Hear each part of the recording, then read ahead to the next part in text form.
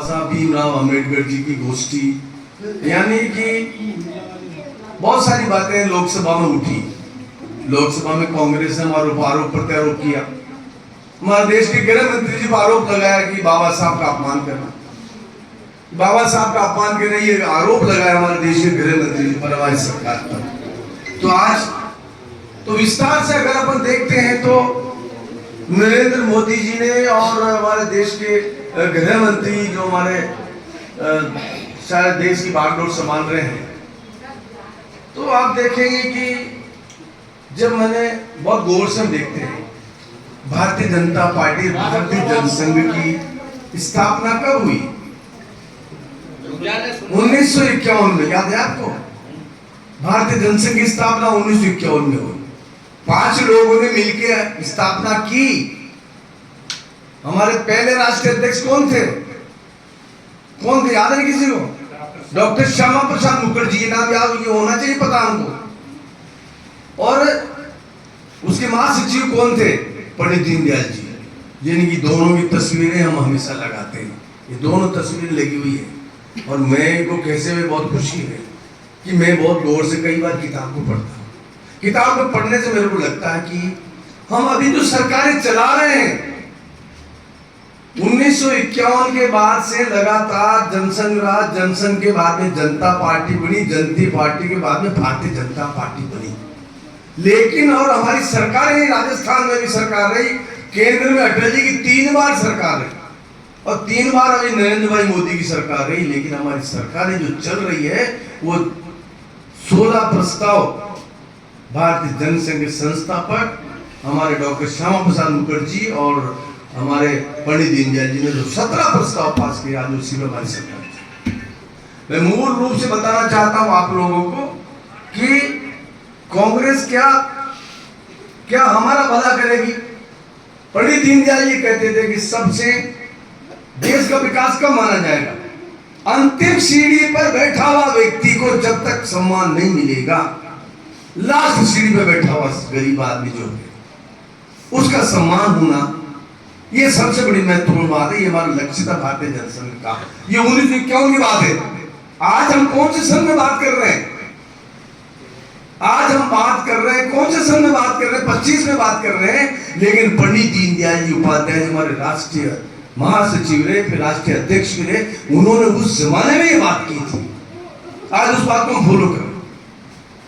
बंधुओं, लंबे समय तक कांग्रेस की सरकारें रही, लंबे समय तक कांग्रेस की सरकार नहीं, और लंबे समय तक कांग्रेस की सरकारें रहते हुए उन्होंने देश के हित में जो भी, देश के नाम पर परिवार के हित में काम किया, देश हित नाम पर परिवार हित में काम किया।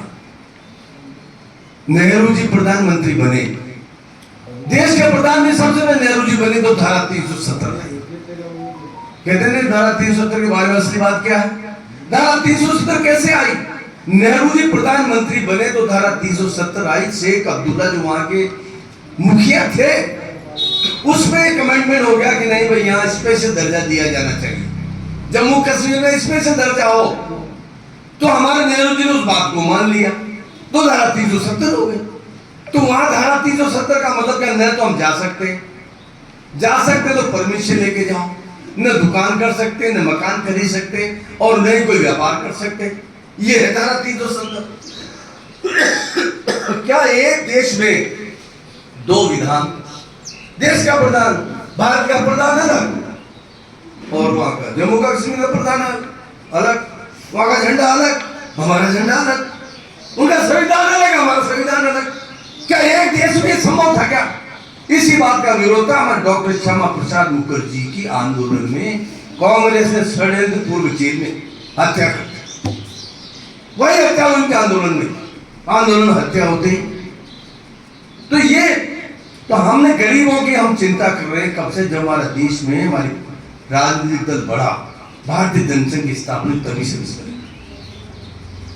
बाबा साहब का जहां तक लोकसभा में बहुत सारी बातें उठी, बाबा साहब 14 अप्रैल को उनका जन्म हुआ था और बाबा साहब ने बचपन में शिक्षा दीक्षा जो ली, वो जमाना देखा बाबा साहब ने कि वो मटकी में पानी पीने में भी उनको दिक्कत थी, अलग मटकी रखनी पड़ती थी उसको।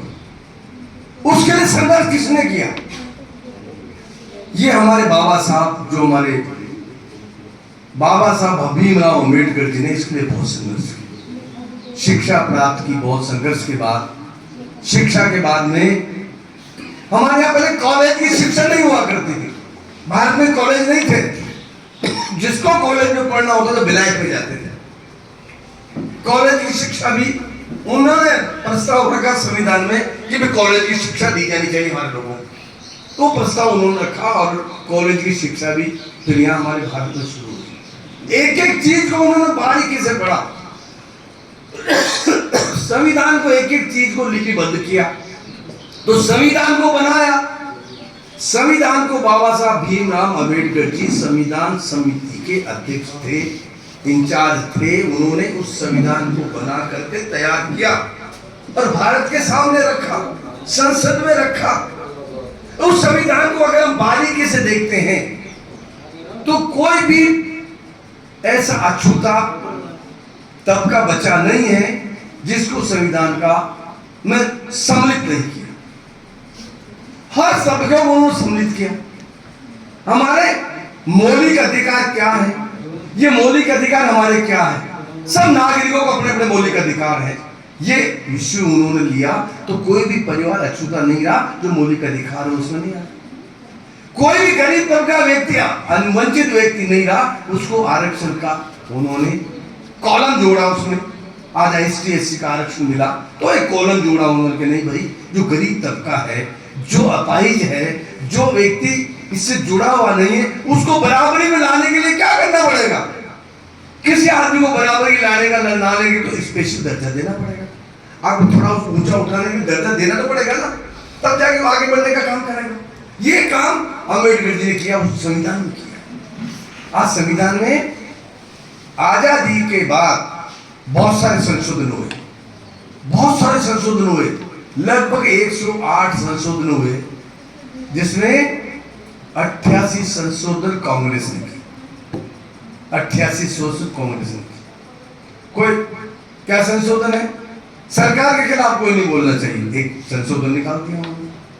सरकार के खिलाफ कोई नहीं बोलेगा, कोई बात आएगी तो उसको अंदर डाल सकते हैं, उसके खिलाफ कार्रवाई हो सकती है। ये संशोधन हो गया। मंत्रिमंडल के फैसले के खिलाफ कोई आगे जा नहीं सकता, ये एक संशोधन हो गया। सुप्रीम कोर्ट को भी अधिकार नहीं है कि वो सरकार के खिलाफ कोई बात कर दे, एक संशोधन हो गया। ऐसे निकाल कर उन्होंने धीरे धीरे संशोधन डाला करके पूरे आजादी के आज तक, मतलब कांग्रेस के जमाने में 108 संशोधन वो लेकर के आए और इस तरह बांध दिया कि कोई इनके खिलाफ बोल न सके। धीरे धीरे अटल बिहारी वाजपेयी देश के प्रधानमंत्री बने तो उन्होंने बहुत छोटे संशोधन किए, जिन्होंने जैसे सरकार के सबसे बड़ा संशोधन क्या किया? आपातकाल में हुआ सबसे बड़ा संशोधन ये किया 1974 में आपातकाल लगा। किस बात के लिए आपातकाल लगा? इस पे अम्बेडकर जी ने आपत्ति, विरोध जताया था, भाई ये नहीं होना चाहिए। उन्होंने विरोध जताया और आपातकाल लगा। आपातकाल में ऐसे सुप्रीम कोर्ट ने इंदिरा गांधी जी का चुनाव रद्द कर दिया। अब 6 साल के लिए उनको अवैध कर दिया। अवैध करके कहा कि भाई तुम चुनाव लड़ने के योग्य नहीं। तो क्या करें? तुरंत फुर्त एक ही दिन में हाथों हाथ तुरंत संसद से प्रस्ताव पास करके और 42वां संशोधन लाए और 6, 7, 8, 9 यानी 3 तारीखों में संशोधन करके और वापस सत्ता में आने के लिए उन्होंने कह दिया कि भाई ये कोर्ट को अधिकार नहीं होगा। उस संशोधन को लेके आगे और वापस प्रधानमंत्री। ये बड़ा संशोधन हुआ। कौन सा संशोधन किया इन्होंने? किसके लिए किया? परिवार के लिए, खुद के लिए। ये भारतीय जनता पार्टी ने कभी नहीं किया, ये नरेंद्र मोदी ने कभी नहीं किया। हमने जो संशोधन किया देश और समाज के लिए, धारा 370 का संशोधन लेके आए। क्यों लाए धारा 370 का संशोधन?